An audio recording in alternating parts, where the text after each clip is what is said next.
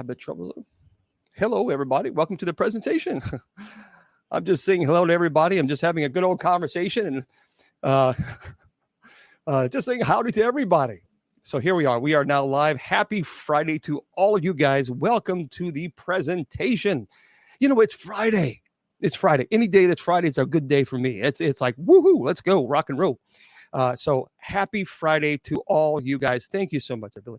And I appreciate you guys just tuning in. We're just started the fun-filled, exciting Friday paranormal show. Now, let's get into a couple of the business aspect of it. First of all, folks, I want you to make sure that you go to the folks who sponsor the shows. And that's, of course, kgradb.com. KGRAD as in dog, B as in bicycle.com. They have some really great shows. And yep, this show airs there proudly every Friday. Oh, actually, you can watch it anytime. You can watch it anytime you want. And so go to that site. Now, you want to subscribe. You want to subscribe because you want to put Bishop as your promo code. Because if you do Bishop as your promo code, you're going to get 30% off your subscription. So, and they sponsor the show. So make sure, I agree with you. KDS Tax the Churches, I agree. You and I are in complete agreement. I think they should tax the churches. But anyway, that's not paranormal, but I don't know if that was your point to kind of dig at me because I'm wearing a collar, but I agree. But anyway, welcome to the show. Now, a couple of things. If you want to go to my website, go to bishopjameslong.com. Okay, that's the website you can go to check if you want to know what I'm doing, or just go to the website, or you're bored or whatever. Just go. It's there. You can go there. Now, if you want to go to the church's website, it's usocc.org. Okay, that is the name of the website, usocc.org. That's the church's website. So we would love to have you guys check that out. Now, we have night prayer coming up at 10 p.m. Eastern Standard Time, and that's available to everybody. So that's, we'd love to have you. You can go to the church's website, usocc.org, or you can just simply go to my website, bishopjameslong.com, and just scroll all the way down to where it says night prayer. Just click that link. And we start at roughly around 9:45 p.m. or so. Well, bless you as well. So we start at 9:45. Well, thank you very much. I appreciate that. For those of you who have no idea what I'm doing, TikTok, folks on TikTok are offering gifts to the ministry. So I'm thanking them. So thank you. So anyway, 9:45, go there. We start playing music then. At 10 p.m. we have night prayer, and that's strictly audio, just for you guys to know. Okay. So yes, we wrapped up the airing of Eli Roth presents the Legion of Exorcists on the Travel Channel. The final show aired yesterday. I was honored to be a cast member of the show. We never know about season 2. A lot of people are asking about season 2. We just simply don't know. We just, it's one of those things that, you never know. You just never know. And seriously, I don't know. I have no idea if they're going to do it, if it's absolutely going to happen. I just simply don't know. So who knows? But I will tell you this. Eli Roth was such an incredibly kind, actually very quiet. It's interesting how if you see Eli Roth, the actor, on some of the movies, and then you see him in person, he's an actor, because when you see him do some of these characters, it's like, okay, that's just wild. But when you meet him face, very, very reserved, very respectful, quiet, very professional. So it's just it's fascinating to meet the actor behind the character, So, but he's really, really kind. And I tell you this: the director for the show, we did pretty good in the ratings. We did really, really well in the ratings. But I got to tell you, the director, Brian, he also served as one of the executive producers. His name is Brian was just terrific. And I'm not saying that because they asked me to say it. They didn't ask me to say this at all. He was really fantastic, the director, because you got to understand, it's one thing if you're directing actors, right? So actors understand how to act. They know how to say lines. They know how to do this. They know how to. They know they're trained. That's what they do. We are theologians. We are exorcists. And how he was able to walk us through the process was brilliant. It truly was. And he was very patient because, you know, actors are able to say this powerful lie in this way. And then, you know, we're theologians. We philosophize, we theologize. This is what we do. And so how he was able to present our stories on the show, and then sometimes have cliffhangers, because I've seen a couple of the episodes, and I seriously, I haven't. Yes, I will admit, I'm catching up on them, folks. I literally am busy. I go from 4 a.m. till I'll be probably going until 11 p.m. tonight. So that's my schedule. So but I will. I'll catch up on the rest of the series. But he's fantastic. He was fantastic. So I encourage you, if you have not seen it, it's still being aired, and you can watch it and check it out. Do I ever sleep? I don't. I have insomnia, and so for the past actually 3 days, I have not slept. See, it's not some people have insomnia where they go to bed like at 4 o'clock in the morning. No. What happens is I get tired. I get really, really, really tired. My body says, okay, it's time to go to sleep. And then it's 10 o'clock or 10:30 at night. And then my brain it's like a light bulb pops up, says, oh, good, it's 10 o'clock in the morning. Let's go. Our days, that's how my brain operates. That's how it's so. And then eventually what I do is the body and the mind just crash. And then I sleep for 14 hours. So that's, you know, it's one of those things. But I guess insomnia is a good thing because you get a lot of work done. You know, in the middle of the night, you get a lot of work done because at 3 o'clock, 4 o'clock, 5 o'clock in the morning, the phones are not ringing. So, you know, you can catch up on a lot of stuff. So, well, thank you very much. I appreciate it. Yeah. And people ask, well, have you tried this? Have you tried? Yes, folks, I've tried it all. I've tried all the natural remedies. I've tried meditation. I've tried all the natural stuff. Yep. I even tried medication, and I won't ever take the medication again. This is what I will tell you this. Okay, this is what I tell you. What the heck? I know it's Paranormal Friday. We'll get into it just a second. But so my doctor said, well, James, let's try to get you on Ambien. And I thought, look, I'll try anything because I need to sleep because I'm tired. Okay, let's try Ambien. Okay. At one time, I had a big Great Pyrenees dog, folks. This was she was big, beautiful. Great Pyrenees, solid white as snow. She was huge. She was like a lion. Literally, her dad. When I saw her dad, when I picked her up when she was just a puppy, her dad came running towards me, and he looked like a lion. He looked truly. He was that big. Well, she was a big girl. Well, she was in her cage. We had a big cage for her. Really big cage for her, with a nice, comfortable pillow. It was one of those Tempur-Pedic dog pillows because when dogs get that big, you know, sometimes they do have arthritis, and so I just wanted to make sure that she was always comfortable. You know, so she didn't suffer from arthritis, but I just wanted to. She was a big dog, and so I got her like a nice Tempur-Pedic kind of a bed, and this was a big cage. Okay. So it's comfortable for her. So I took the Ambien. I was 3 days in. I was like, okay, I've got to sleep. And my brain said, woohoo, it's 10 o'clock. Let's go. 10 o'clock in the morning. So I decided, okay, I took the Ambien, and I was doing a little bit of work, and I looked at my bed, and it started waving like this. It was doing waves. It was like I was looking at the ocean. And I thought, what in the world did I just take? Seriously, it was like waves. Like I was sitting on the beach watching the waves come in. It was the craziest thing. I was like, okay, this is not normal. This is not supposed to happen.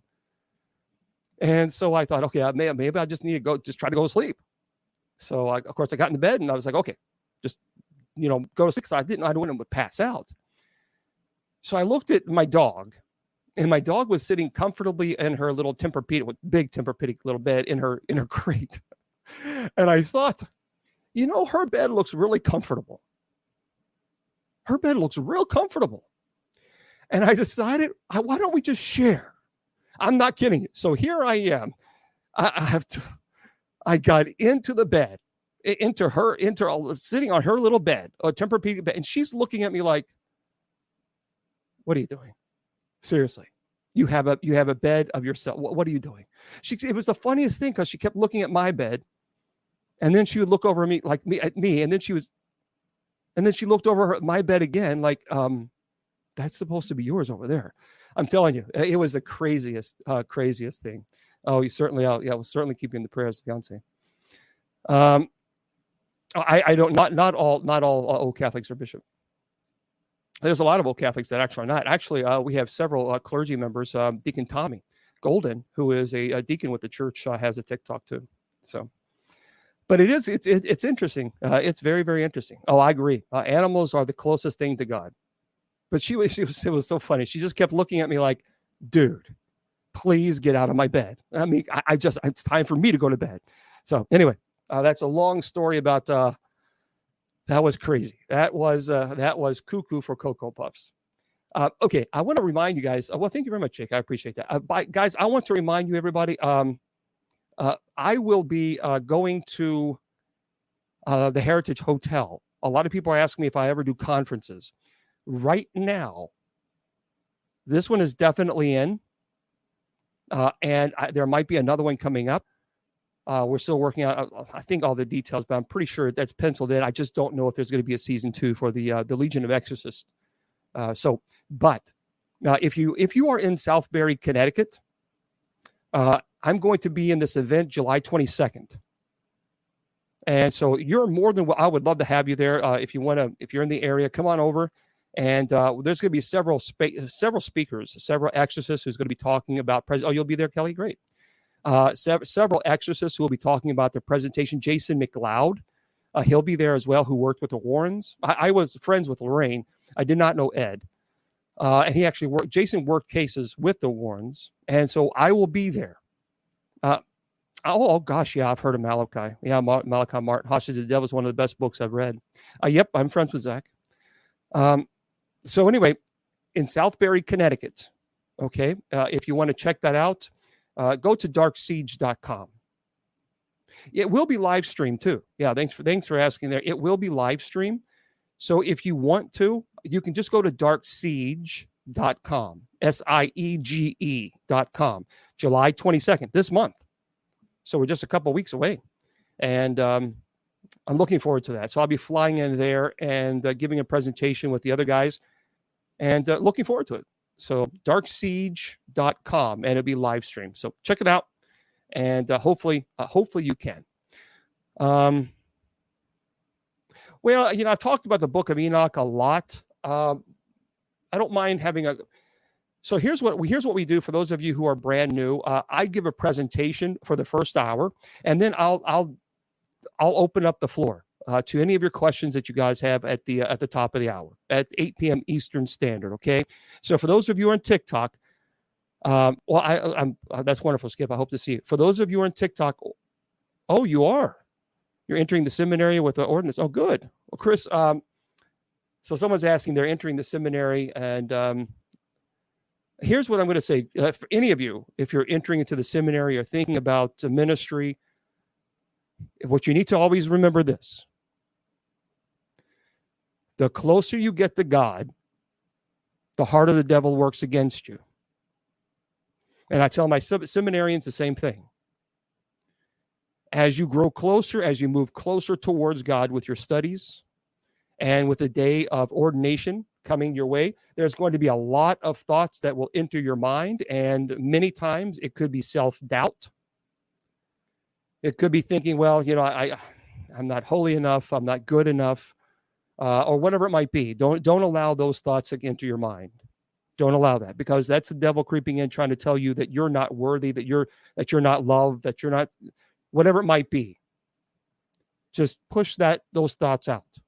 But you need to be aware that the closer you get to God, the harder the devil works against you, and you're growing closer to God through your studies and through the day of your ordination.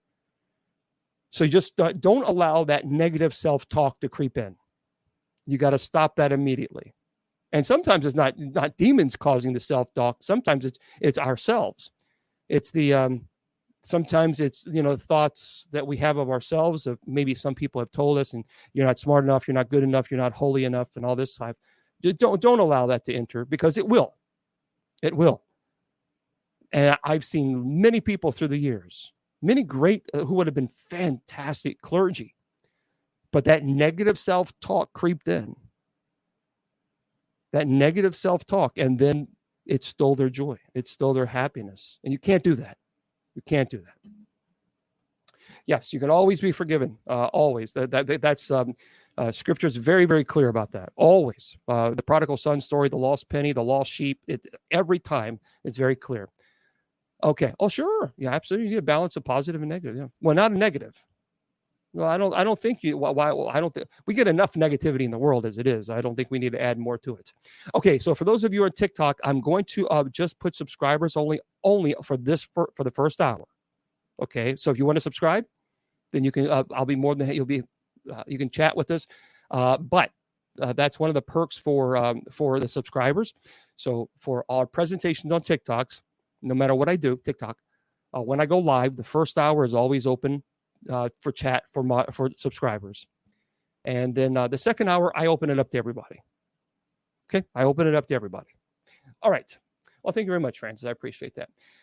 Today we're going to talk about a really cool presentation. Thank you for the gifts. I appreciate that. Is Nessie in here on TikTok? Today we're going to talk about a very cool topic that, of course, something that I've devoted my entire life to. And that's possession. And we're going to talk about real life historical cases that there's no question. Some of these cases, but okay. But some of these cases are pretty intense. And so we're going to talk about them from the historical perspective and give you some insight, perhaps maybe you didn't even know. And so I just want to give you a heads up on that. So if you're subscribers, you can ask a question, and of course I'll be able to look at it. For those of you who are not subscribing, again, don't worry. At 8 o'clock, I'll open it up to everybody, and I will. Well, thank you very much, Jeff. And I will chat with everybody then. Okay, this is by Laura Kahn. Here's it says here, exorcism as a tale as old as time. True.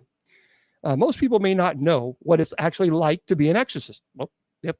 Exorcism came to everyone's attention with the release of the 1973 film, The Exorcist, which, by the way, they're redoing, if you don't know that, they're remaking it, which was based on the book The Exorcist by William Peter Blatty. Now, the author drew from the real-life experience of Roland Doe. That's the name, the synonym name they gave him. But exorcism has been part of virtually every religion throughout recorded history. Ancient Babylonian priests performed exorcism via like a voodoo-like rite, if you would. But it really wasn't voodoo. Ancient Persians were saved from demonic possession via holy water, and the Bible recounts many times. So when Jesus obviously cast out the demons. So yeah, there's going to be a remake. Well, thank you very much. I appreciate that. Okay, and thank you as well, me again. So let's talk about this particular exorcism that you may have never heard about. And his name is George Lukens. So interesting case here. It's a 1778 English tailor. His name was George Lukens. He's behaving oddly. He was speaking in like strange voices, making inhuman noises. He actually was singing hymns backwards as a form of mockery, which is pretty impressive to do. And in a ceremony held at the Bristol's Temple Church, 7 priests commanded the demons who apparently taken over Lucan's soul to leave, and once and for all. And when the ceremony was over, Lucan recited the Lord's Prayer and thanked the priest. And this was actually, what's interesting about this case, it was one of the few recorded exorcisms with a happy ending, which thank God it did have one. But I've read this case, and there's not a whole lot information on there because obviously it's such a historical case. But his whole entire everything changed. His whole personality changed with this individual. Everything.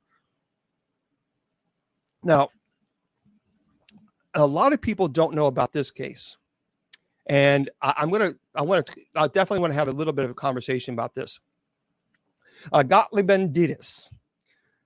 Gottlieb Benditis is a very interesting case indeed. In 1842, the German villagers noticed strange occurrings going on at the home of a 28-year-old woman named Gottlieb Benditis. Dittis claimed her house was haunted and soon began slipping in and out of what others described like a trance state-like mentality kind of a thing. But it was only when a religious pastor began an exorcism that things went absolutely insane. Dittis actually became violent, requiring physical restraints. And for 2 years, during which the pastor performed various exorcisms, Dittis vomited several things, which we'll talk about that in just a second. So let's talk about that, because a lot of people don't know about this story. Gottlieb Benditis. So here, she actually had 2 brothers and 2 sisters. She was born in 1815 and was 25 years old when she actually moved into an apartment with her siblings. Her parents had passed away. Now, she didn't have the easy life, and she was German, and Gottlieb Ben. God love her. She had a physical ailment. Let's just say she had one leg was shorter than the other. She had a lot of health issues, and she could not work because of her physical disabilities. And so she had an extreme guilty conscience because she felt like she was burdening her family. Because again, she was living with her brothers and her sisters, and she couldn't offer any type of help, and she was just there, absorbing the cost, and she felt terrible about that. But here's a little bit of information about that a lot of people don't know about Gottlieb. She was known to practice black magic, and many people believe that she brought her physical sufferings onto herself because of her magical practices. There was heavy, in her little small German town that she lived, these superstitions were just outrageous. They were truly insane. But to be honest with you, she did some things she shouldn't have done. So a lot of people thought, well, she gets what she deserves. She's putting out there this evil, she was said that she's a witch and all this other stuff. And it was the physical ailments was thought to be a punishment by the devil or by God. She was a very shy person. So she was very sheltered too. And that's something that a lot of people don't talk about. And she was not well liked. And the reason is she was not well liked because a lot of people thought of her as a witch, practicing black magic. Well, she was Lutheran. And so was her brother and sisters, and they went to a church regularly, and so the church actually hired a new pastor named Johann Blumhardt, and he was a hellfire brimstone kind of a preacher. He was all about the heaven and hell and screaming and fire, hell, and brimstone. It was interesting because he was Lutheran. Now, shortly after they moved into their new apartment. The family and neighbors started hearing strange noises inside this apartment. The neighbors would complain about hearing loud bangs and even screams, and obviously it startled the neighbor. It's a small neighborhood, German neighborhood, and Gottlieb would even say that she began seeing visions, and that evil things were beginning to manipulate her. Now, she actually began to bleed from the top part of her body, and she lost consciousness during dinner. She actually had convulsions, and sometimes these convulsions would last for hours. So she would, it's like having a seizure, but the seizures lasted and lasted and lasted and lasted. So what was sad is the community didn't offer to help her because of their belief that she brought this onto herself. Not only did her community not help her, but neither did the pastor, because the pastor didn't want anything to do with it. Because the pastor, his fire, hell, and brimstone, is like, well, you brought this onto yourself. You're the one. So this whole rumor about all these things that she was doing is like, well, this is the punishment for it. For 2 years, she suffered with this. And finally, in the fall of 1841, the family decided to go to the pastor Blumhardt. So because they couldn't deal with this anymore, even though they were going to church regularly. So he knew that there was something going on, but he never offered to help. So finally, they went to him and said, "Look, something has to happen." He never offered. He never offered to help before they went to him. But like I said, even though he knew what she was going through, Gottlieb was seeing visions of a deceased woman who died 2 years earlier, holding, and this spirit allegedly was holding a child in her arms. And the spirit would constantly say to her, "I just want to rest. I just want to rest. Give me paper and let me rest." That's what the spirit was saying to her. And she had no idea what that meant. They had no idea. They even talked to the pastor. The pastor had no idea. So Pastor Blumhardt decided to stay the night to kind of see for himself, but also to show comfort to Gottlieb. And they both saw this woman, both of them, even the pastor. So this was not just a vision in her mind. This is actually something that the pastor claimed to see too. They described it as a glimmer of light. And that glimmer of light actually led them to a board over the bedroom door. So here's what they did. They actually pulled the door down, and they found several pieces of paper with writing. They couldn't understand what was written on the writing. They didn't know on the paper. They had no idea. And then 3 coins. And when they found that, the spirit left for a while. For a while. It's interesting because they couldn't decipher what the note was, but the 3 coins. You see, in Latin, charis obol is sometimes called viaticum, or sustenance for the journey. So it's what you do is the superstitious belief was that you place a coin on the mouth, and has been explained also as a seal to protect the deceased soul or to prevent it from returning. There's also in some religious beliefs that you take these coins on your journey from this world to the netherworld, because that's the money you offer to whatever spirit that's taking you there. Again, that's the belief, or for some communities. So the bangings actually got worse. So it stopped, and then it got even worse. And the pastor witnessed it, and the pastor said he saw furniture being thrown, scratches, all the things you think of. And Gottlieb would be in bed, and she described it as fireworks going off under her bed. And people actually heard this. They heard these like fireworks going off. A passage about what? So the bed would shake. And this pastor would write in his notes that the bed would shake violently. So the pastor told her that she needed to move from the apartment to another location with her cousin. And she actually was gone for a year. Now, she lived with a couple of cousins, and she still had a lot of activity. And she would have these violent convulsions and foam at the mouth. And again, it would last several hours. So that didn't stop. So Pastor Blumhardt visits her at the cousins and saw the activity, and then decided that she was possessed. So Gottlieb then became possessed, and the pastor thought it was the woman who she saw before in her vision, because what was interesting, the pastor spoke to the spirit, and the spirit said that the spirit had killed 2 kids, and there were other spirits within her that was also possessed. So the pastor Blumhardt performed an exorcism, but the activity even increased, and she began. Gottlieb began to become very violent. She'd pull her hair out. She would slam her head against the wall. She would beat herself. And she said that the spirits would actually cause burns and trip her and hit her. Well, one witnessed that she was choked. And people could actually see hand marks around her neck as if it was 2nd-degree burn. And they actually saw this. So she wasn't grabbing her throat. Now, her attacks were so severe, she actually almost died from this. So what happened is Pastor Blumberg then said, okay, well, we got to fix this. So he is called to her house, and he finds her in a pool of blood, and he began praying.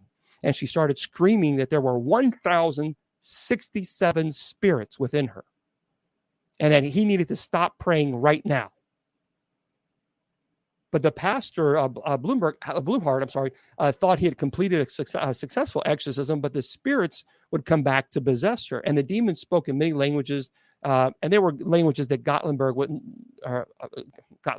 did not know. So the demons told the pastor that they were going to cause a major earthquake. And in fact, what was interesting is news came back several days later to the village that there was a major earthquake in the West Indies. That's pretty crazy. I mean, literally, he was performing an exorcism, and a demon said, "We're going to cause an earthquake, a major earthquake." And within days, the village found out. So Gottlieb would lash out violently during her possession. She would curse at people. She had to be restrained. And she even tried harming herself, but she would come to and she would stop beforehand. Now, the pastor said in his diaries that she would vomit nails, glass, sand, and blood. So December 28th, 1843, after 2 years of performing exorcisms on her, the demons finally left, but they entered her brother and sister. But her brother was able to recover from this rather quickly, but her sister began speaking in tongues and harming herself. And her name was Katerina. She was a sister of Gottlieb, and she let out a huge scream during an exorcism that the entire village heard it. And they described it that it was like somebody screaming in their home. Her back swelled up, and she screamed out, "Jesus is the victor, Jesus is the victor," and the demon left her. So Pastor Blumhardt actually wrote a book about so you can look that up. About the exorcism, and the families got very, very close after the exorcism. And it's interesting because, the pastor wouldn't have anything to do with the family until after the exorcism, which was as interesting. And even today, if you in Germany, you can go to the Gottlieb home, and it's a lot of. If you go to Germany, they know the Gottlieb, they know Dittus, Gottlieb Dittus. They know the story of Gottlieb Dittus. So that's the story, if you will, of her. Kind of crazy, isn't it? Yeah.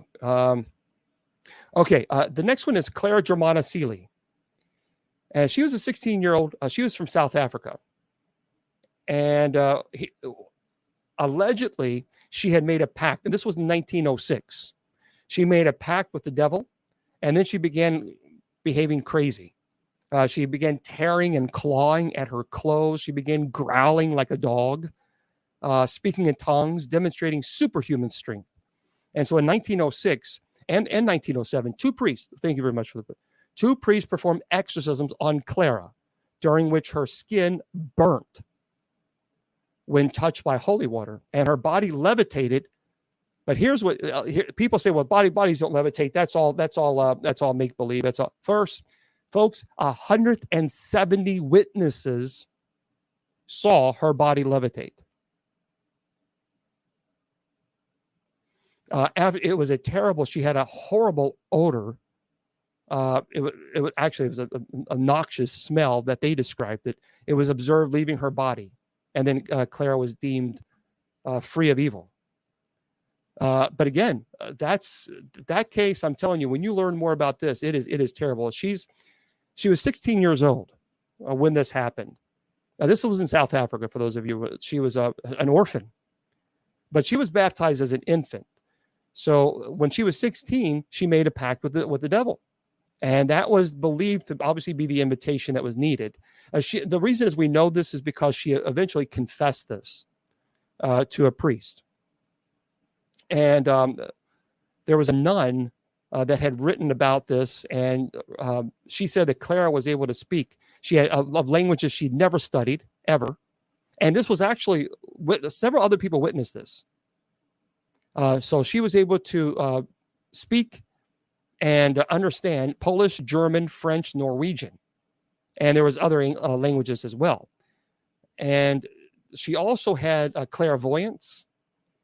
And the demonic came through and would tell people their sins. So we've talked about that before because that's retrocognition. So that's the ability to tell people their sins. That's why an exorcist will always have the sacrament of reconciliation before we perform an exorcism. Because if you don't, the demonic is going to use your most intimate secrets and the sins that you've committed against you, not because they can read your mind, but because sins fall under what is called ordinary demonic activity. And ordinary demonic activity is when when demons will tempt you to do something, to sin, and you choose to do it in your own free will. Now, someone was asking the Book of Enoch. There's a lot of reasons why I don't like the Book of Enoch. Number one, there's a lot of inaccuracies, but also because of the Book of Enoch blames sin directly on demons, and it takes away the whole notion of free will out of the equation. So that's why the Book of Enoch, there's a lot of erroneous issues in the Book of Enoch. As a matter of fact, and also in the Book of Enoch, it has a huge genealogy going all the way to Satan. And St. Paul in 1 Timothy says, do not argue over the foolish myths of the Nephilim and endless genealogies. That's what he was talking about, because the Book of Enoch existed before Paul. So the second century BC. So he was fully aware of the Book of Enoch. And the Book of Enoch, again, puts the blame of sin on demons, and it takes our free will out of the equation. Thank you. So that really is a problem with the Book of Enoch. Not only that, but also, of course, the Nephilim. And I've talked about that before. The Nephilim were not offspring of angels and women, folks. Demons and women, they just simply were not. No matter what you've heard, it's incorrect. Because I've talked about this. If you read Genesis chapter 6, verse 4, Genesis chapter 6, verse 4 tells you that the Nephilim existed before the sons of God had relations with women. So it says they had that Nephilim existed before and after. So therefore, the Nephilim could not have been the offspring of demons and women. Furthermore, the sons of God were known as the children of Seth, not demons. So any rabbi will tell you this who study the Torah. Any rabbi will tell you that. They are not demons. The sons of God were children of Seth. Okay, and Seth was the third child of Adam and Eve. And furthermore, Jesus also says that the angels neither marry nor procreate. So the whole idea that the demons and women had relations and they had big Nephilim giants, no, they did not. Nephilim actually means fierce warriors in Greek. It has nothing to do with giants, nothing to do with offspring of demons. That is just to sell a book and a documentary. That's all it is.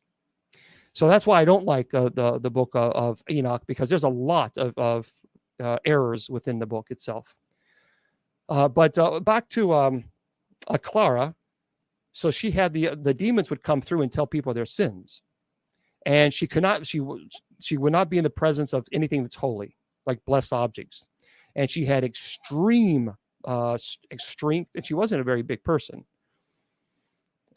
She would throw nuns across the room who were trying to help her. And the one nun actually reported that the girl's cry, it had like a beast sound to it. It wasn't a normal scream. It wasn't a normal cry. She had described it as that she had never heard it ever from any other animal, but it was such an extreme sound. And obviously it's pretty terrible what happened. But she eventually had, for 6 years, she thankfully lived a demonic possession-free life. But during the exorcism, Clara's first action was to knock the Holy Bible from the priest's hands. And she grabbed his stole, where we wear around her neck, and attempted to choke him with it. And then at the very end, the demon was forced out and she was healed. But she was, for the past 6 years, she lived 6 years of a demonic-free life. And she was ashamed of her, but she asked for forgiveness. She died in 1912 of heart failure. She was 22 years old. 22 years old. So it's sad when you understand, and these are real people who are really possessed. Anna Eklund, in 1896. So for those of you who don't know Anna Eklund, Anna, by the way, was not her real name. It's one of the people associated with the classic American case of demonic possession, thanks to the 2016 horror film, The Exorcism of Anna Eklund. So if you want to check out the movie, you can. Now, on the actual real case itself, based on diaries, obviously Hollywood did a few, creative licensing, if you will.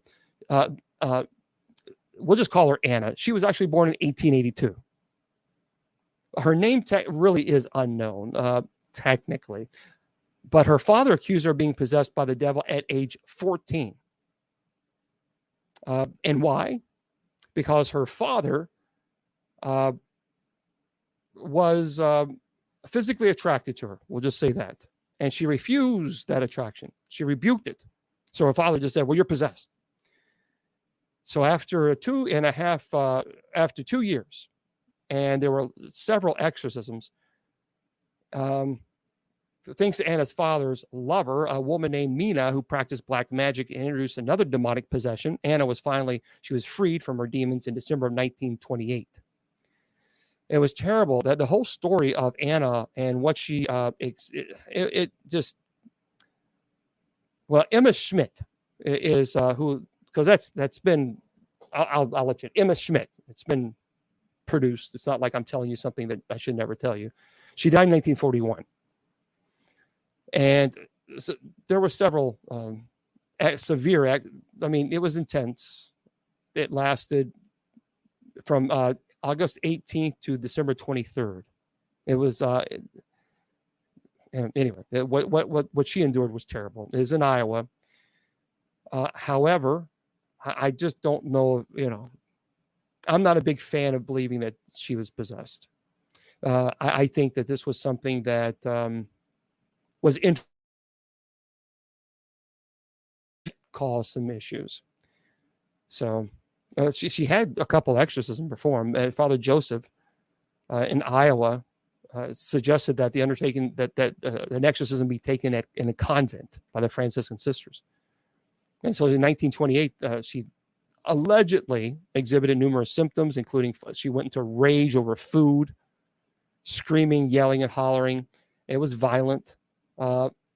Allegedly, Eklund levitated, howling, hanging from the frame of the doorway. So there are many people that say that in the beginning she was not possessed, but her father had a lover that kind of delved into some black magic, evil things, and that caused her actually to technically become possessed. The exorcism was very, very violent. And several Franciscan nuns even asked to be relocated to a different convent because it was so horrible. She was allegedly possessed by Judas Iscariot, Jacob, her own father, who had cursed her with the help of his lover, her Aunt Mina. So it was terrible what she endured. It's disgusting what she endured. On December 23rd, on the final day of the exorcism, Father Raysinger commanded the demons to leave, and she collapsed on her bed. But she began to shriek several names, and she opened her eyes and then spoke in her own voice, saying, "Jesus, praise be God, Jesus," and then it was successful. So she died at 59. But I think it's a terrible situation what happened. I really think that her father should have been arrested, and the father's lover should have been arrested too by what they did. It was disgusting, very, very disturbing. Well, no, Casey, is it true that you have to have a few exorcisms so the demon doesn't come back to you? Here's the deal. No, not necessarily. Now, so you can perform an exorcism in the first time and to have the demonic being expelled. What's important to know is that you have to understand what caused the possession in the first place. That's the problem. Because if you don't know what caused it, whether it be an infestation, a prior infestation issue, or a curse, someone doing black magic, or even an invitation accident, you have to finally know what it is that caused it. Because if you don't, then that can actually create havoc, because no matter, you can perform 1,000,000 exorcisms on someone, but if they go right back to the same activity, they can create another invitation. So that's crucial to understand. So even somebody who has had one exorcism, and if it's expelled, well, you still have to have help for that person. You got to understand, this is really important to note. When someone is possessed, the body has gone through extreme emotional, physical, psychological trauma. I mean, this is traumatic. And so when a person is possessed, they're at a very vulnerable state, number one, physically. So they require, most of the time that when I have an exorcism, or when I perform the exorcism, most of the people that I perform exorcism on required some type of medical treatment, something, whether it be they needed, they were severely dehydrated. Most of the time it's dehydration, but that's why I have someone who's medically trained there, because I can't determine if this person is having a heart attack or stroke. And that's one thing that exorcists need to be aware of. You go around performing an exorcism on someone and someone has a heart attack or stroke in your care, you can be charged with involuntary manslaughter. I hope everybody understands that. So all these people running around playing exorcists, they need to be fully aware that if you're not crossing your T's and dotting your I's, that's why seminarians are not allowed to perform an exorcism unless I give them permission to do so. And it's not because of control or anything of this nature. It's because I want everything to be, well, first of all, seminarians can't perform exorcism. You have to be an ordained priest, and then given permission by the bishop to do so. But you cannot just go around, playing exorcist, because you could kill somebody. And as their bishop, then I become responsible too. And I'm not going to play games with people who want to play exorcist. And not only that, it's not only the legal issues, but it's just completely and totally immoral. And when someone who has, you have to understand, when someone is possessed, it is a process, and that process is intense. Now, as of today, I performed 30 exorcisms in over 20 years. These are people who are violently possessed. And we're talking, we have a licensed medical health therapist on our team. So these are people who have gone through the psychological evaluations, who've done everything that we're required to do. And still there are signs, it's very, very clear, it's very evident the person has gone through extreme trauma physically. But even then, I have someone trained, whether it be a nurse or an EMT, somebody must be trained in the medical field in order to monitor the vitals of the possessed, so that I know if this person is going into a heart attack or stroke. Because I'm not a doctor, I'm not a nurse, and I can't determine that, because I'm focused on I'm focused on the right. And they got to knock it off. I'm telling you, there's a lot of people running around playing exorcist. Folks, I have devoted my entire life to this. This is not something that I just decided to pick up a book 2 years ago. My entire life has been dedicated to this ministry. And every day I read something else on demonology. Every day I'm always trying to, and a lot of it's junk out there. A lot of it's from information from people who've never taken on a demonic case in their life. And then people go on social media and then they start teaching about demonology. And I think, where did they get this information from? This is absolutely incorrect. You got to be careful. If you're starting to teach demonology, you better know your stuff, because now you're dealing with God there. Now you're dealing with God. You're not dealing with anything else. You go around teaching demonology and you have no idea what you're doing. That's blasphemy, because now you're dealing with theology. So that's a different story altogether. That's a totally different story altogether. We're not dealing with something simple. We're dealing with something that's pretty heavy duty. We're doing something that's going to have a direct impact on your soul. So anybody goes around playing exorcist or all this other stuff, and they're experts in this and they know everything. Check it, because I don't know everything, and I've been studying all my life, and I'm still studying. But regrettably, it's very hard to find material that's actually good these days because a lot of it's just junk. In 1949, you guys know the case of The Exorcist, based on the true story of Roland Doe, a 13-year-old boy in the records of the case. Obviously, his name was changed to Roland Doe for his privacy. His aunt was very involved in spiritualism, and she introduced him to the Ouija board. And so when his aunt passed away, that affected him terribly. And so he began using the Ouija board because he wanted to make a connection to her, because that's what he was taught. Well, activity began very violent activity in the home.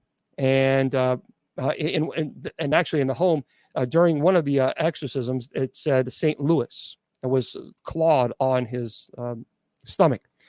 And so the family actually took him to St. Louis, and I actually was at the house during Exorcism Live on the Travel Channel, where I blessed the home.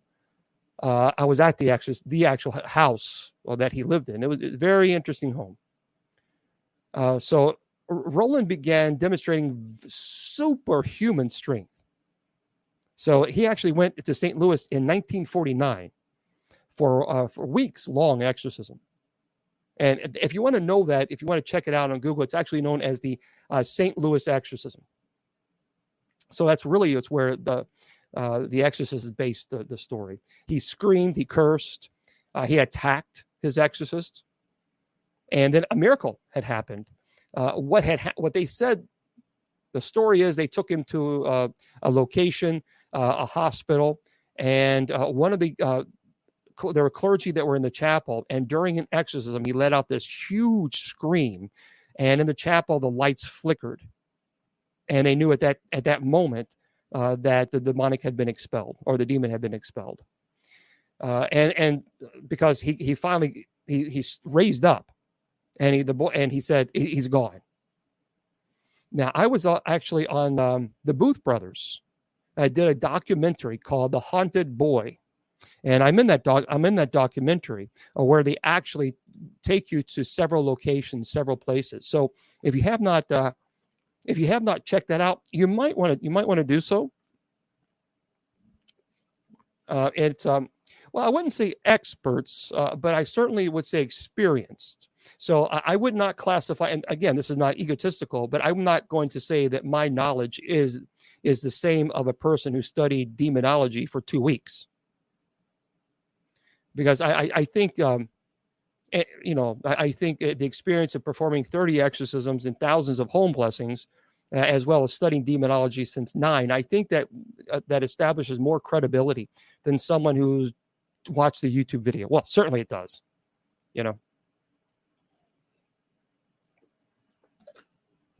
Check it out. If you have not seen it, it's called The Haunted Boy.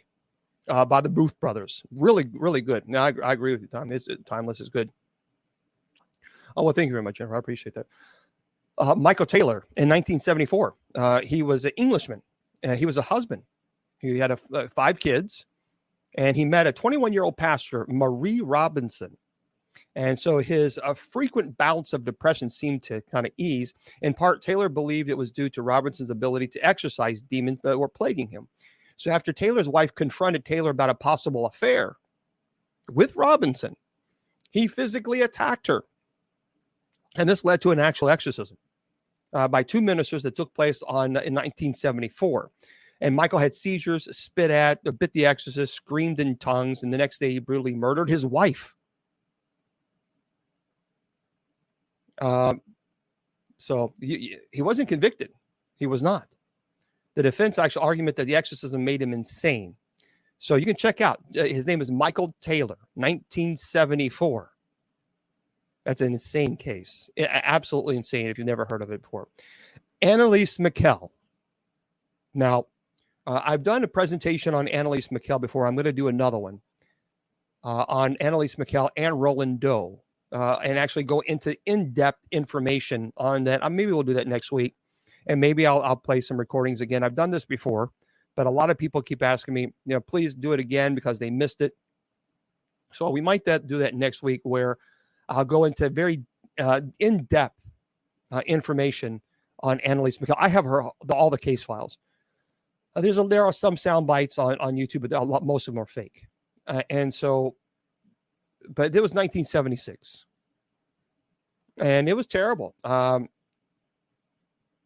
When I received the case file, the copy of the case file, it was just the things inside the diaries that were written, the documentation. I absolutely am convinced that Anneliese Michel, she was German. I believe she was possessed. I have no doubt in my mind.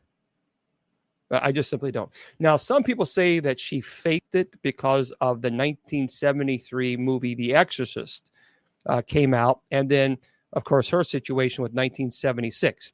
I based on what the writings of the exorcists, the two exorcists who performed these, it's 67 exorcisms, by the way, 67. And based on what I read in the diary, I don't think this was fake. I believe what they saw. It's clear that this was not a situation of mental illness.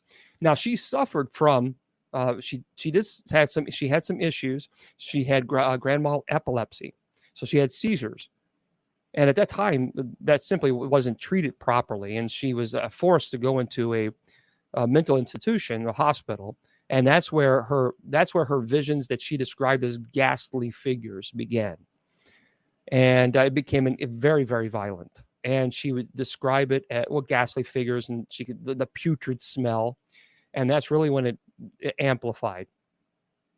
But there were things that occurred during the exorcism that there's simply no way that this was just mental illness. I disagree with it. But anyway, 67 exorcism, and we'll do a presentation. For those of you who know, it's the exorcism of Emily Rose. It's based on Anneliese Michel, the true story. Some people say Michelle. She's German, Michel. And but there's kind of some crazy things that happen. In 1900, the exorcism of Gina. So in 1990, the Reverend James LaBarre oversaw 3 exorcisms, all sanctioned by the Archbishop of New York, Cardinal John O'Connor, and the Vatican. So, these people, you're not going to get an exorcism sanctioned by the Archbishop of New York and a cardinal, as well as the Vatican, unless there is clear evidence that there's something going on. So one of the exorcism of a Florida teenager named Gina was televised, which I am disgusted by. Should have never happened. It was televised by ABC Network in 1991. Newsweek described the ceremony, which was accompanied by medieval-style music, a little more than a gratuitous torment of a deeply disturbed young girl. She was strapped to a chair. She screamed and barked unintelligibly while the Reverend pressed a cross into her face. We know this, the Pope's exorcist. Here's the thing. I have never once have I ever shared a film I film all my exorcisms. I have to for legal reasons. But never once and never will I ever share these videos. Never. They will stay sealed. They will never, ever be released. And I just don't understand why. I think there was some legitimacy there as far as possession, based on several things that I know of the case. I just think it was wrong that they filmed it and they aired it on television.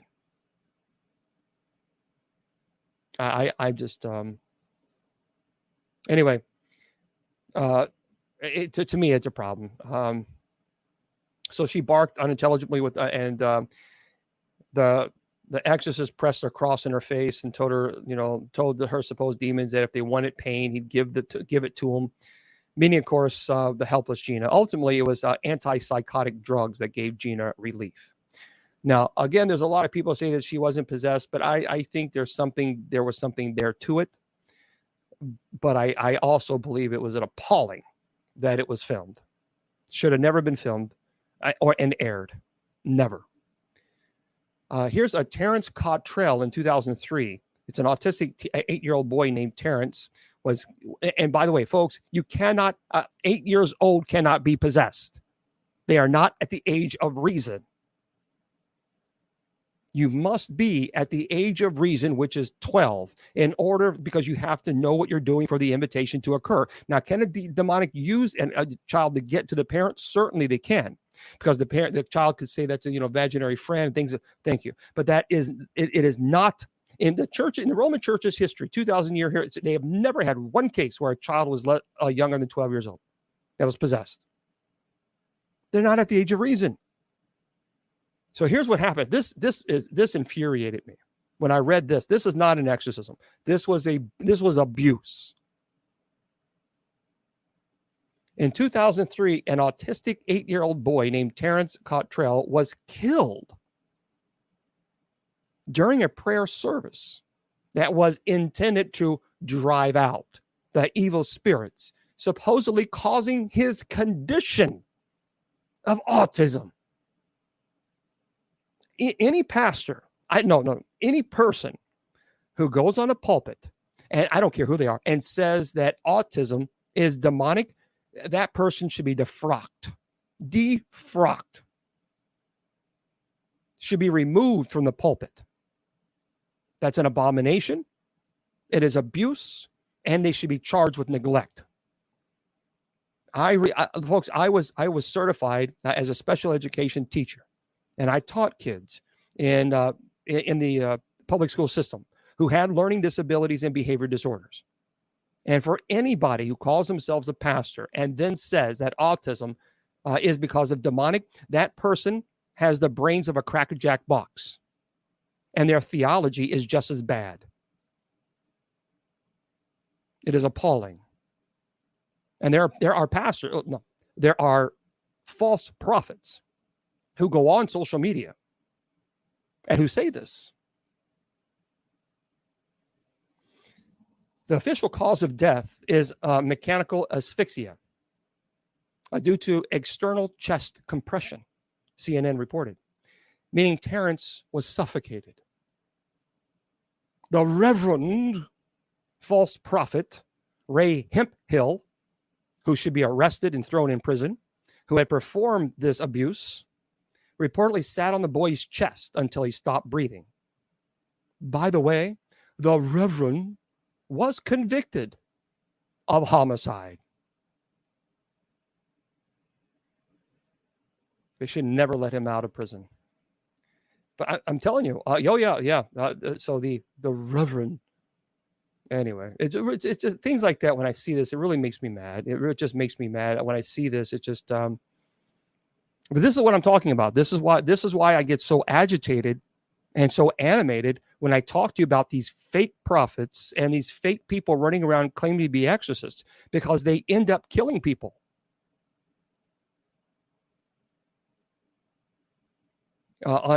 Here's in 2010, on Christmas Day, 2010, a 15-year-old boy named Christy Bamu was beaten and drowned in a bathtub in London by his sister and her friend in an attempt to exorcise evil spirits from the boy, because they said they saw this online. Originally from the Republic of Congo, the pair tortured the boy with knives, sticks, metal bars, a hammer, and a chisel until he begged to die. The pair were convicted of the boy's murder because they saw this online from these false prophets who preach how you perform exorcisms. Now you know why I get animated, don't you? Because of this. So you have to be very, very careful when you're performing an exorcism. You need to know that they're human beings that you're dealing with. These are human beings. And you have to rule out mental illness.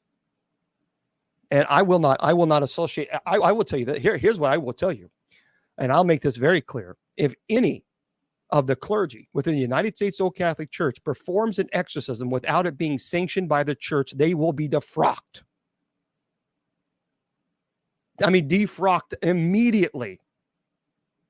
I will laicize them so quickly their heads will spin themselves and they think they will be possessed. I will not tolerate that. So I want to make that abundantly clear. that I am as serious as a heart attack when it comes to that. Because you're dealing with a human being who may or may not be possessed. And anytime you are given this immense responsibility to perform a sacred rite, you better darn well make sure that you have your T's crossed and your I's dotted. Because if you want to go around playing Ghostbusters, I will remove you from clergy. And I will contact every single bishop that I know and tell them, do not have anything to do with this person. I'm very serious about that. That is something I don't play around with. And thank God we don't have any seminarians or clergy that would do that. Because they too understand that this is a massive responsibility. And it is not something ever to be taken lightly. It's not to be taken lightly at all.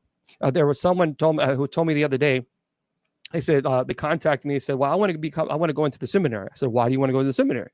He said, "Well, I want to be an exorcist." And I said, "I want to be Santa Claus." And he, what?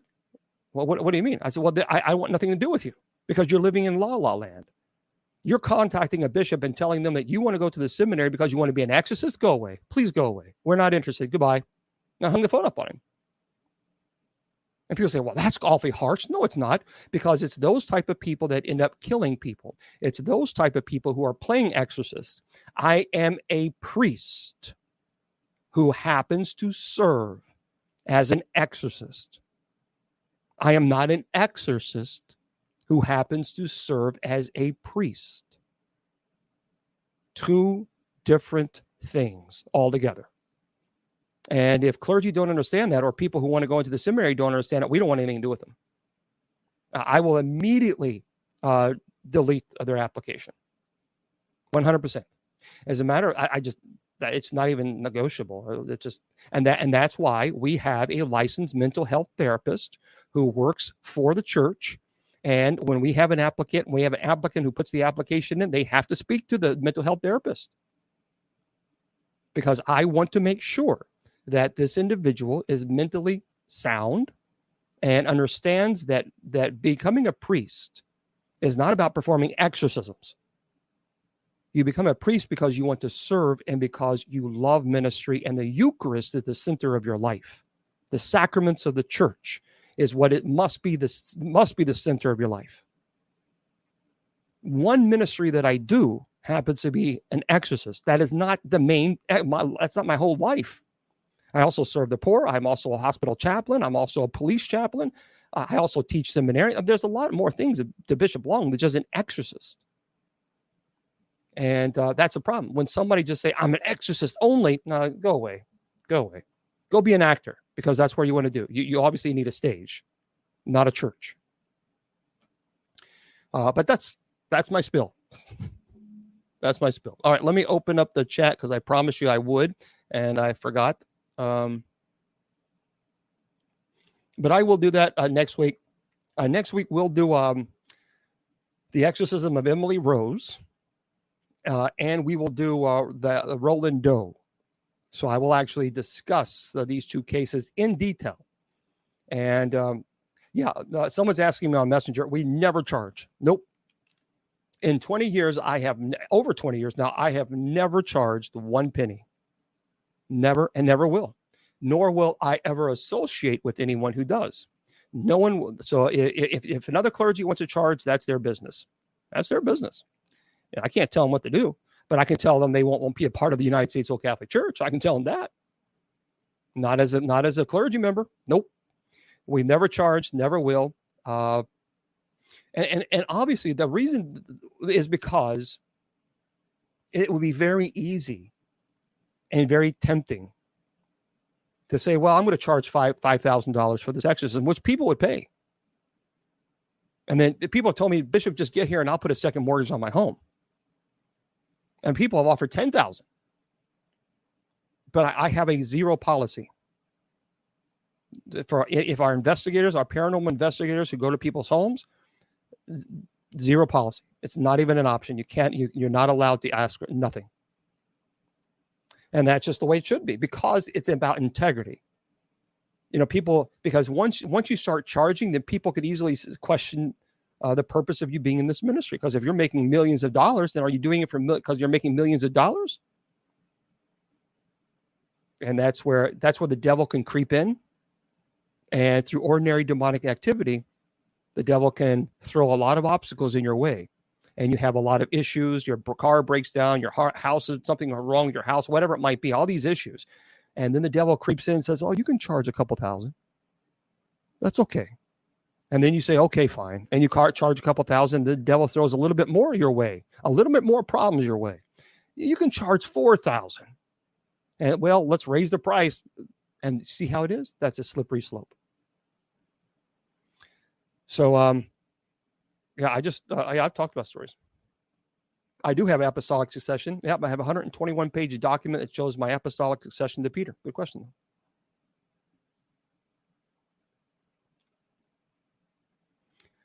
A lot of people ask about this. I don't look at this as paganism. I just bought this. I bought this because I like because it's Paranormal Fridays, and we try to lighten the mood a little bit and have a good time. If I could find, I really wanted one without that, because that looks like Halloween to me. So I wish I could just take that out and just put the fence, but I couldn't find one. So, it's kind of like people are talking. It's the jack-o'-lantern right there. They're asking, why do I have a pagan symbol? And I'm like, oh. So I wish I love the background. The background is real cool, especially on a Friday night paranormal show. But I can't find one without the pumpkin. I've not been to Belfast. No. No, Bobby. Okay, let me make this very clear. I'm glad you asked this question. Bobby's asking a question on. Oh yeah, they can make a donation to the ministry. That's fine, but I never ever ask of that. Bobby's asking a question that needs to be addressed. Are all demons bad? Can any of them have good qualities? The question is can any of them have good qualities? If they have good qualities, then I promise you I'm Santa Claus. Demonic entities cannot be changed. I don't care what anyone tells you. If anyone tells you otherwise, they are not telling you the truth. And they're simply making this up. They're just pulling this crap out of the air. That's what a lot of people are doing. They're just pulling this stuff out of the air, and then they're pontificating it as if they are the expert in the field, that they've studied all the. I'm telling you now, mark my words. Because if you think that demons their nature can change, and that not all of them are bad, if you think that, I guarantee you that if you start doing something silly like invoking a demonic name, you will be calling me. I've had it happen. Not that, Bobby, not that I'm saying you will, but I've had that happen so many times where people will go on social media, and these people will go on and start talking about how just pulling this nonsense out of the just stupid stuff, just stupid. That's completely untrue. Saying, oh, demons, not all demons are bad, and you can call upon demons, and some demons will do good. These people need to shut up. And they need to stop talking about demonology, because they have no education on demonology. They have no formal training whatsoever. None. They watch the YouTube video, and now they're pontificating this information as if, again, they're the experts in stay away from those people. Stay away from them. Because I'm telling you, I have had quite a few cases where people think that you can change the nature of a demon. And then, as a matter of fact, the case on the show, Eli Roth Presents Legion of Exorcists, that one of my cases, she did that. And what they didn't want to, I don't think they presented this. What she did is, when the girl, her whole personality changed, she was bullied. And she was bullied in school by some people who really were really nasty. And so she had read online of the Lesser Key of Solomon. And the belief that King Solomon, it's obviously it's not a true story, but King Solomon allegedly had this signet ring and sigil. He had all these sigils, and he summoned demons to do their bidding to make all these pagan temples. Anyway, so she actually found these alleged sigils online, and then she used the Ouija board, and she purposely used the sigil for each demon to summon these demons to attack the people that were attacking her. because she read online and she watched these social media videos where people saying, oh, you can do it. It won't harm you. Oh, yes, it did. That family went through, I mean, pure hell. And that makes me mad. It really irritates me when people do this because they're not the ones that see the consequences of them espousing this ridiculous garbage. You see, the people who go online and start saying, oh, demons are not all bad, they don't see it. I do. And so this poor girl who was bullied terribly saw online that she could summon demons and that these demons would attack these bullies. And she did this and she made a pact with the devil and her. I mean, what that family went through, what they endured was terrible. And I blame the people who go on social media and who spread the false lies that you can summon demons and that they're going to be your buddies. It irritates me. It does. It irritates me so much because they do. Actually, I will agree. Actually, there are other religions that do perform exorcisms. It's very, I don't know. It's very, very frustrating. Other entities other than demons possess a person. Well, no, there's a lot of people that now can influence. There's people who believe that human spirits can possess. Well, the idea of possession, it takes a great deal of energy, first of all, in order to do that. And not only when you're possessing a body, the person, especially with the demonic, has attacked the person so much that it breaks the will and the intellect of the person to the they can no longer fight the demon. So if you give over your body, I know there's a lot of people who say that they're giving over their body for a human spirit to enter. Folks, I'm telling you something, that's Russian roulette. You're playing Russian roulette with that game. The moment you give any type of spirit control of your body, that's a big, huge problem. Because a demon can easily come across as, oh, I'm a human spirit. I'm a little child. I'm not going to hurt anybody. And that's why, this is why Ouija boards are bad, folks. Okay, listen. Ouija boards are bad, not because they're magical, because it's about intent. The intent is to communication with the spirit world in which you have no idea who you're communicating with. You have no idea. But here's the problem. The moment you make communication with this spirit, then you allow them to control your muscular system. That is a form, that is the invitation.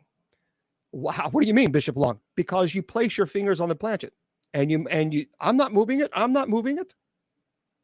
You're giving whatever spirit that is there permission to control your body. That doesn't make sense to me. Why would you do that? I don't understand why anybody would do that. And so that's the danger. So you have two dangers. Number one, you're opening the line of communication to the spirit world with whom you don't know who you're speaking to. And number two, you're giving them permission to control your body. Big no-no. Big no-no. And by the way, I mean, angels freely chose to reject God. Have you heard about the victims? Well, the victim, so the soul does not belong to the demon. The soul belongs to God. So if a person is possessed, they're not possessing the soul, they're possessing the body.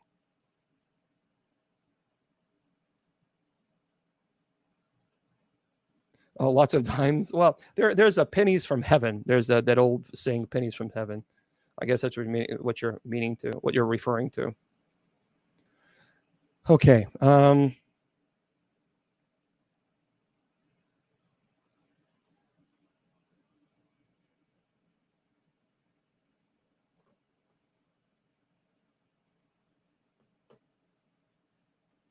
Okay. Any other questions that you guys might have that, I mean, oh, your dad. Oh,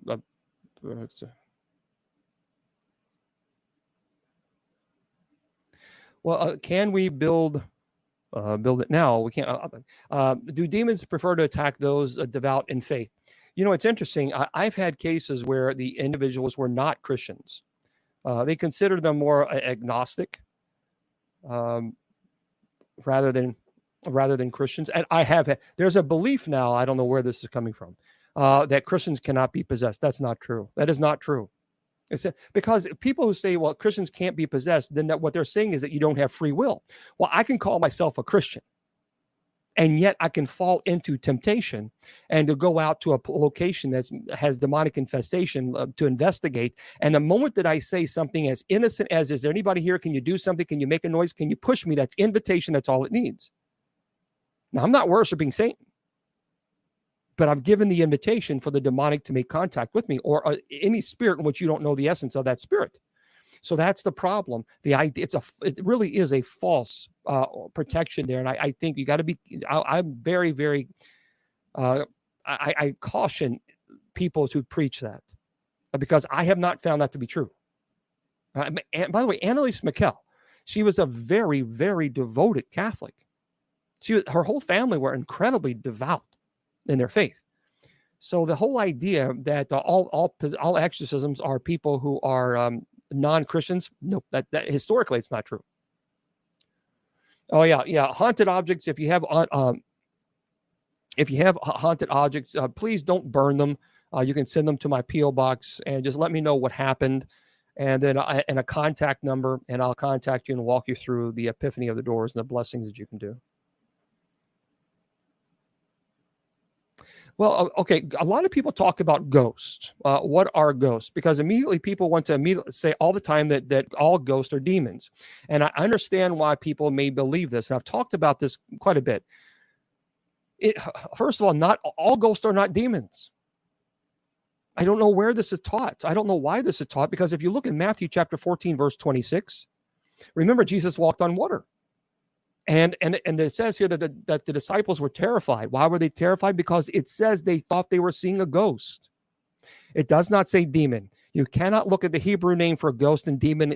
Two different spelled words. It's completely two different words. And furthermore, in Luke chapter 24, verse 36 through 51, remember when Jesus he had been crucified and he appeared to his disciples in the upper room. And they were terrified. And they said in scripture, look, it's a ghost. They were terrified. They said, it's a ghost. And Jesus said, why are you afraid? I mean, why do you doubt? Look at my hands and feet and touch me and find out for yourselves. Ghosts don't have flesh and bones as you see that I have. So again, I've talked about this before. It tells us what? It tells us that the disciples had the concept of what ghosts were, that ghosts exist. Because if they did not have that concept, they would never have mentioned ghosts. And it says that in several parts, in several books in Scripture. And if ghosts did not, Jesus would have said, hey, look, ghosts don't exist. Don't be silly. It's not what he said.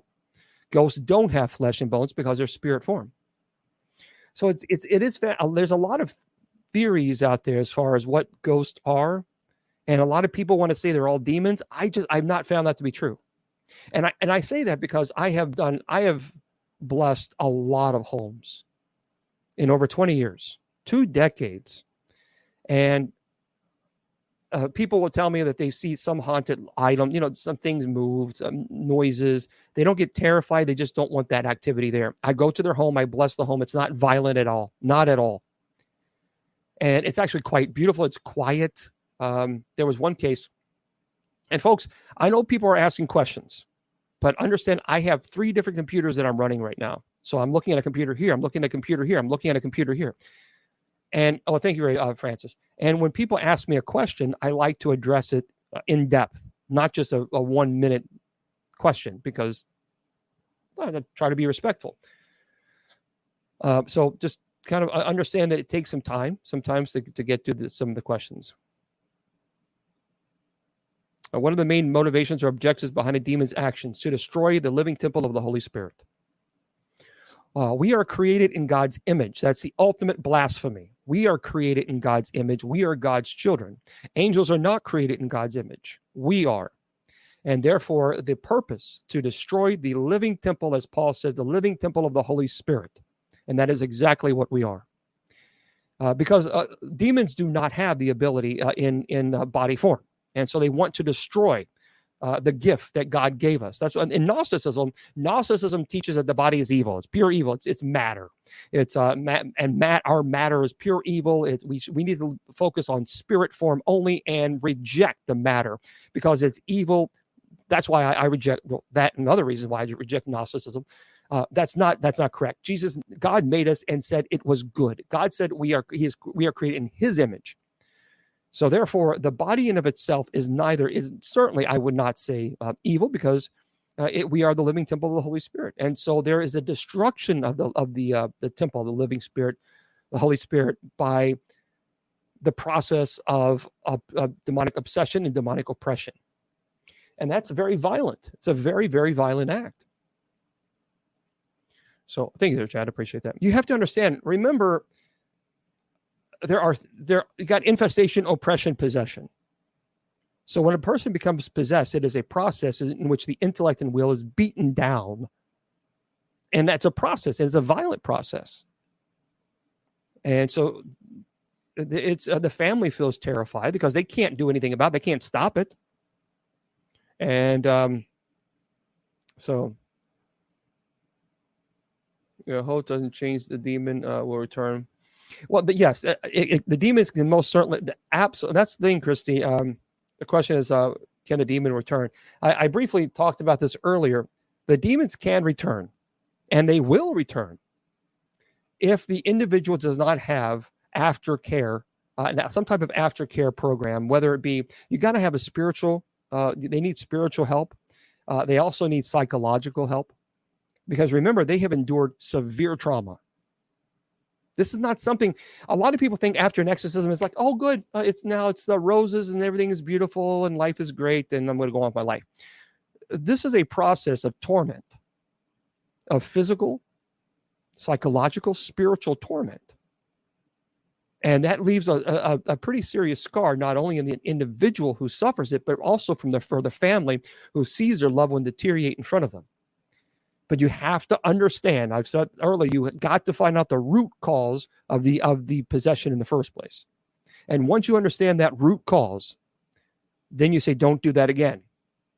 If it was an accidental, invitation, they played with the Ouija board, made a pact with the devil, did what black magic, whatever it might have been. And so that's what you do. And see, this is the thing. This is another reason why someone's asking, why don't you charge? Here's another reason. I have a doctorate in ministry and 3 master degrees. I went to Loyola University in Chicago. I was trained by the Jesuits and the Benedictines in the Roman Catholic Church. I was also taught by Father Robert Barron, who is one of the most brilliant theologians, I think, in the 21st century. I don't charge. Never have, never will. Here's why I tell you this. I spend my own money to help people. You can't come back to me and say, "Oh, the reason is you're doing this is because you're getting money." That's the whole reason. And then they can attack the integrity of the ministry itself, because then I'm going to come back and say to you, I don't charge. Because if I didn't know that possession existed, I would do something else with my time and my personal funds if I had any doubt in my mind. So you can't attack the fact that, well, you're doing it for ulterior motives. What ulterior motives? For fame? You get fame because you want money. I don't charge. So therefore, that doesn't make a whole lot of sense. So I do this because I know what I've seen. And the 30 exorcisms that I performed, these people were violently possessed. I've seen it. So I can't deny the experience of blessing people's homes that have demonic infestation. I can't deny what I've seen on the 30 exorcisms that I performed. So there's no ulterior motive here, folks. The motive for me being here, sitting in this chair right now, talking to you about it, is because I want you to understand that these things do exist. And that if you play with fire and you start invoking, then I guarantee you're going to be calling somebody like myself, who then you expect me to clean up, or somebody else to clean up the mess. And it sometimes takes a while. People think that just because you perform one exorcism, that's it. It's, you throw a little magic dust on the problem, then it goes away. That's not the case. And many times it is tedious, is strenuous, it is exhausting. And it may take several times. It may take days, months, even years.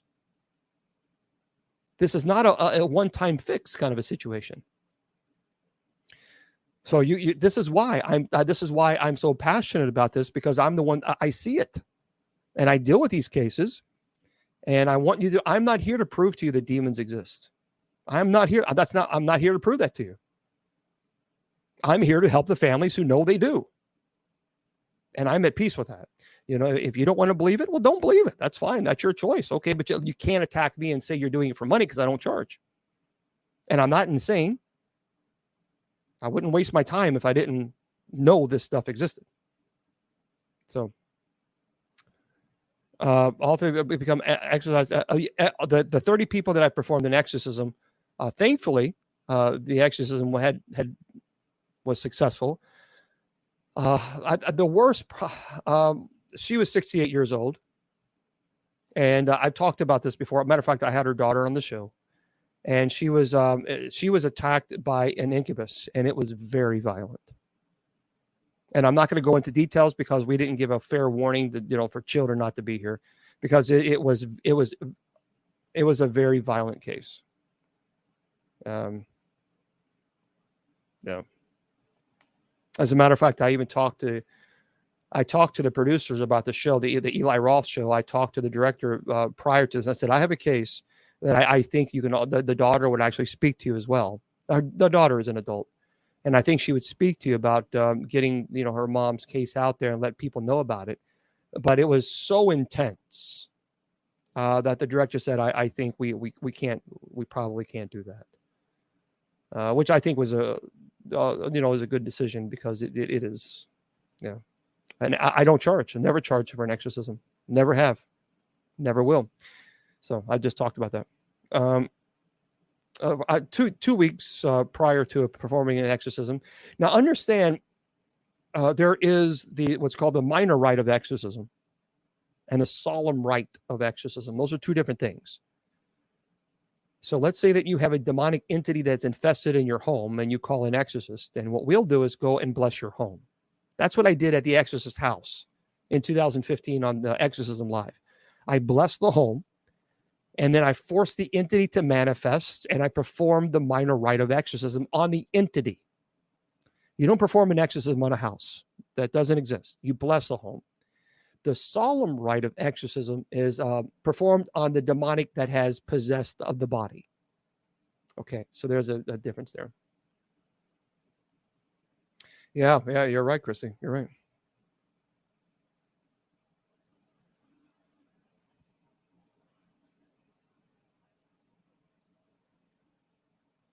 I knew Lorraine.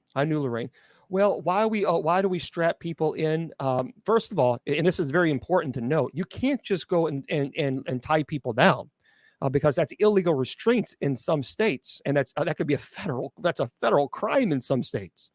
So you have to have permission from the individual, or from a power of attorney, a family member who's a power of attorney. You can't just simply strap someone down against their will. It's illegal. But we do this is because they have extraordinary strength. So we do this to prevent harm to us, also to the person who is there monitoring their vitals, the person who's medically trained. I don't want them to get hurt, and I don't want the person to harm themselves. And I did this one time. As a matter of fact, it was the case, one of the exorcism case on the show, the Eli Roth show, where she was possessed, and I'll never forget this.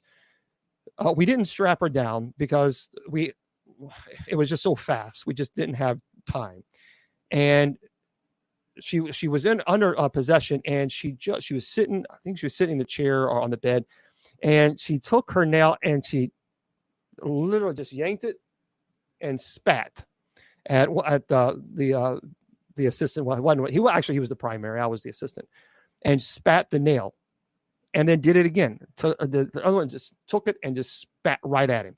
There was no grimace. There was no pain. It was more of pleasure. It was a look of, see, this is what I can do, and your little prayers aren't hurting me. And it was letting us know that it was in control, these parlor tricks. And I'll never forget that. And so that's when we said, okay, obviously we're going to have to strap this person down. Because I mean, we didn't know what else they were going to do. So, well, a lot of people ask about watching Can It Attract. I don't have it. And for those of you who offer gifts on the TikTok, I apologize about that. So thank you. So thank you for doing that. But remember, I have 3 different computers that are running at the same time. So just a lot of people ask, yeah, what about watching these movies? Can it attract? There are some people that will say absolutely. Can demons use technology to manipulate people? Yes. But I have never had a case where someone watched a paranormal show and became possessed. So I guess you take that as you will. The data that I've collected, I've never had that. I have never had a case where someone watched a paranormal show and then their house became demonically infested. And I've performed thousands of blessings through the years. I'm not saying it can't happen. I'm just simply saying that I have not I've not had that. So, and quite honestly, you're welcome, Dwayne. And quite honestly, people who are going through demonic infestation and they have a demonic presence in their home, they're not watching these shows because they're living it. And they're living that nightmare. They want nothing to do with it. So please, Marco, don't do that. Yeah, please don't mention demonic names in the chat room. Okay, we've asked people not to do that. So no, I would never, ever, never, ever, never release ever a video of me performing an exorcism on someone. Never. I believe if I did that, I would lose my salvation. That's how strongly I believe that. Only because this is a human being that has endured extreme trauma. And you would never want a clergy member to do that to your family member. I would never want clergy to do that to any of my families. That would be devastating. If I trusted a clergy member to come into the home to help a family member who is possessed and then posted it all over social media, that's blasphemy. That's wrong. That's just evil. That's evil. And I don't know. I just, well, Candace, what attracts paranormal entities to people? Well, I mean, some people, I have lots of friends in the paranormal community. Why? Evidence brings absolute proof and awareness. Because once again, I would not do that to your family. I'm not here to prove to you that demons exist. Not at all. I'm here to help the families who know they do. So I don't need to prove anything to anybody. If a family member, if someone contacts me, I'll find a way to get to their home with no charge. Never have in over 20 years. I pay for it out of my own pocket. And I'm not going to sensationalize it so that people can say it's for educational purposes only. This is not something that you put on social media and sit back and watch it with a Coke and a popcorn. This is a sacred right. And I think we cannot, and we should never sensationalize this to a point where now we're filming these things and posting it on air. That's an abomination. So I've already answered the question. I'm not doing it. So I've 3 times I've addressed that question. I'm not doing it. I don't care if it's for educational purposes. I don't care. You can put whatever tagline you want on it. I will never, ever violate the trust of families that I go to their home and then post a video of their family member ripping a fingernail off or regurgitating and then consuming the vomit or doing other things that it's even worse than that. Why would I ever do that to somebody? For educational purposes? No, won't do it. Won't do it. Someone said how about spirits being attracted, how people can be attracted to spirits. I have friends from all walks of life, and there are some people that absolutely are convinced. They believe that if you're psychic and medium, that can attract. If you're an empath, that can attract. If you are inviting, that can attract. I'm not arguing whether or not I'm just simply, I have all walks of friends from all walks of faith. So perhaps maybe that's That's an explanation. So, yeah, I agree. Well, watching paranormal TV is an observation, not an invite.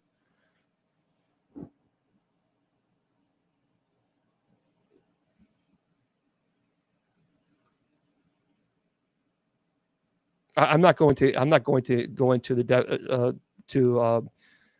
right. Why? Because I've done that before. Someone's asking, "What are the signs of the right?" I'm not going to do that, and I'll tell you why. And actually, it's when you're. Are you talking about the actual exorcism itself? I don't know if you're referring to that.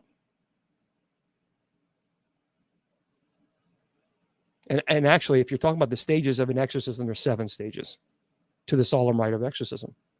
And that was in 1614. The first form was actually written in 1614. And so, yeah, Alicia, I agree. I was just talking about that. That was an abomination. Oh, yeah, I have. Yes, Jakey, yes. I did see. Oh, that's. Let me just hold on, everybody. And TikTok, I'm going to stay with you guys after the show is over for a little bit. Hang tight with me for a moment.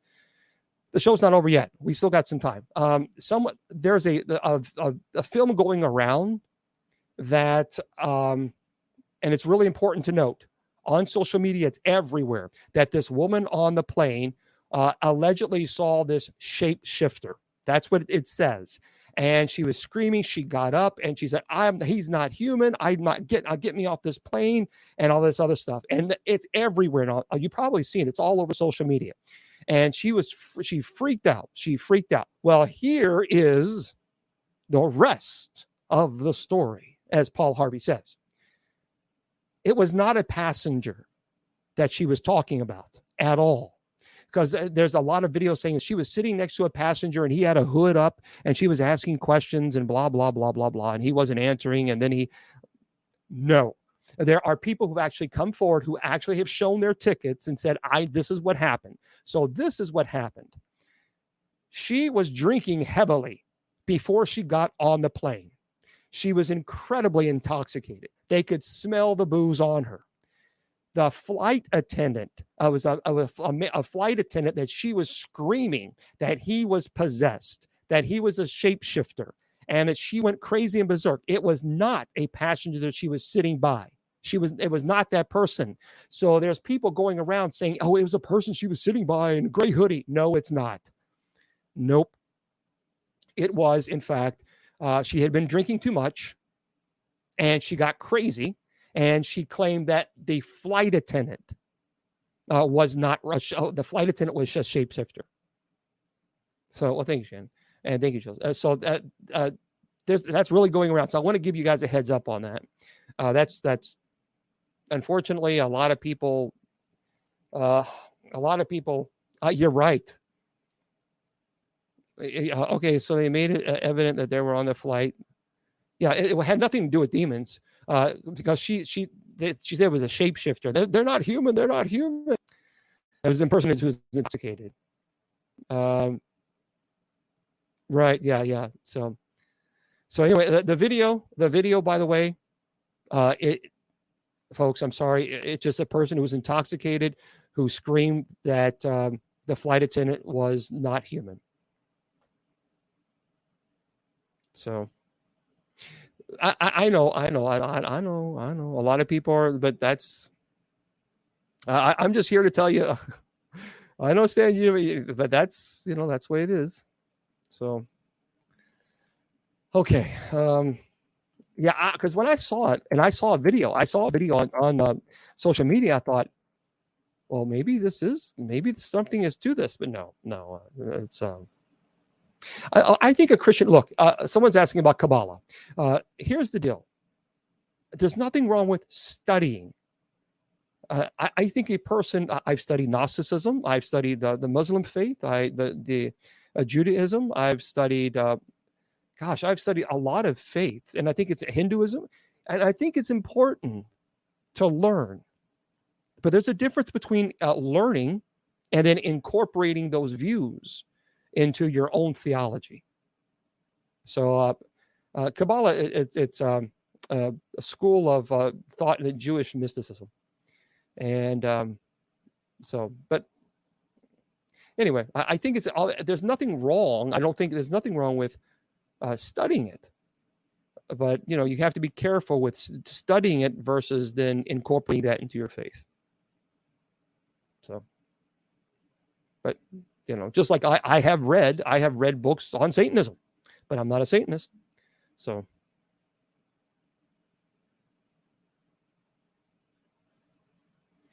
Why would someone see black eyes out of blue? Like, well, I saw, oh crap. That exorcism that I was on Eli Roth, that was a case where her eyes went complete solid black. Okay, I really am trying to answer as many questions as I can, but that's why I'm going to stay on TikTok for afterwards, because there's so many questions, it's hard to keep up. So that's why I'm going to stay a little bit longer, because normally I'm Skinwalker is interesting. I want to go there one day. Dolores Cannon, I've seen some of her Dolores Cannon's opinions, and I disagree with them. There are some of them that I think it's interesting, but then there are some things like nope, disagree. That's just my opinion. That's my opinion. Do you believe other gods exist? No, I don't. I think there's one God. I don't believe in. I don't believe in polytheism. The Gospel of Thomas is in. Let me tell you about the Gospel of Thomas there, Brutus. It's an interesting. It's an interesting gospel. I've read the Gnostic Gospels, the Dead Sea Scrolls, the Gospel of Thomas. I encourage you, if you have not read it, you can go online and Google search. Make sure you read it though from a credible source, because there are some sources online that have the Gospel of Thomas, and it's absolutely incorrect. It's completely incorrect. So make sure you go to like an .edu or a source that's credible. So I've read it. And in the Gospel of Thomas, Jesus was a little boy, and another little boy accidentally bumped into him, and Jesus didn't like that and threatened to turn him into a frog. So there are some things in the Gospel of Thomas you want to scratch your head and say, I don't know about that one. You know what I mean? So it's kind of like, I don't know. Skinwalker Ranch would be fantastic. Okay, here's the deal. Someone's asking on your account on TikTok, yeah. Someone is asking a question about spirits. I don't want any spirit in my home. The only spirit that I want in my home is the Holy Spirit. That's it. That's all I want in my home.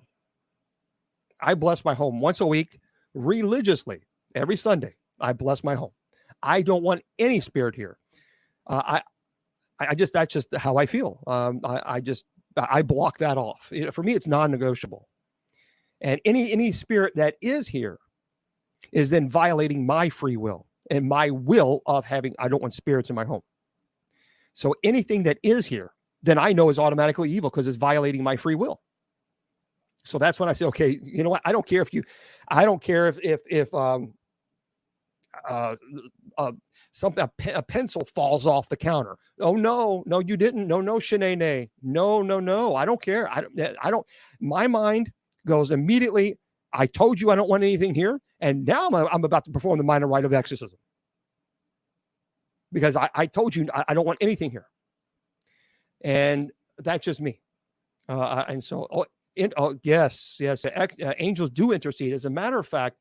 For those of you who don't know, there's a beautiful song. You can go on YouTube. Let me find it for you guys because I can't play it because if I play it, they'll say, it's about violation and blah, blah, blah, blah, blah. It's fascinating how some people can play music on their YouTube or TikTok or Facebook and they never get banned. But if I play Happy Birthday, I get a copyright violation. Go figure. I know. It's true. Okay, this is my favorite. We actually pray the litany I will say this. We pray the litany of the saints before an exorcism, the minor rite of exorcism. And that's what we play. Wait, I'm sorry, we don't play it, we chant it. So Saint Michael, pray for us. Saint Gabriel, pray for. So that's what we chant, the name of the saints. And so I will chant, and then someone behind me will, or the assistant who's assisting me will pray for us. And so we do that, and then we go into the rite. But there is a beautiful, I love this version. As a matter of fact, I play it during ordinations. Thank you, Mr. Producer. Gosh, it's already time. Gone too fast. But it's called Litany of Saints. And my favorite version is Veronica Morrissey. So if you go on YouTube, type in Veronica Morrissey. Her name is last name is Morrissey, and that's it's just beautiful. I tell you what. Let me tell you, when during an ordination, when the individual, the ordinate is obviously going to be ordained, but they lay prostrate on the ground for humble before the God and asking for the Holy Spirit to descend upon them.